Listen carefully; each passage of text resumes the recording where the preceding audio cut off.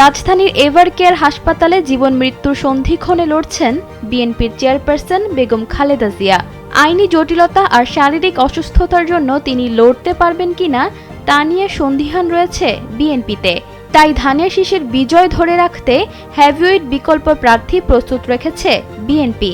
ইতিমধ্যেই তাদের জন্য মনোনয়নপত্র সংগ্রহ করা হয়েছে।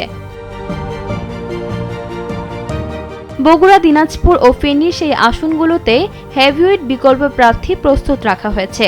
এদিকে নির্বাচন সামনে রেখে এই পর্যন্ত অন্তত 15টি আসনে প্রার্থিতার রদবদল এনেছে বিএনপি। মাঠ পর্যায়ের জরিপ, অসন্তোষ ও রাজনৈতিক সমীকরণ বিবেচনায় নিয়ে ধানের শীষের বিজয় নিশ্চিত করতে এই পরিবর্তন আনা হয়েছে বলে দলীয় সূত্রগুলো জানিয়েছে।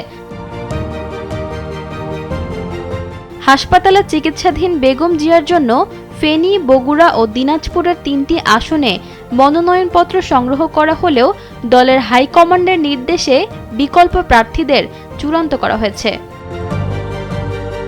খালেদা জিয়ার প্রধান বিকল্প হিসেবে মনোনয়নপত্র জমা দিচ্ছেন ঢাকা মহানগর দক্ষিণ বিএনপির আহ্বায়ক রফিকুল আলম। তিনি এই আসনের নির্বাচনী সমন্বয়কের দায়িত্ব পালন করছেন। দলের দুর্গ হিসেবে পরিচিত এই আসনে বিকল্প হিসেবে প্রস্তুত আছেন গাবতলী উপজেলা বিএনপির সভাপতি ও অভিজ্ঞ রাজনীতিক মোর্শেদ আলম। উত্তরের এই গুরুত্বপূর্ণ আসনে হেভিওয়েট বিকল্প প্রার্থী হিসেবে থাকছেন জনপ্রিয় সাবেক পৌর মেয়র সৈয়দ জাহাঙ্গীর আলম।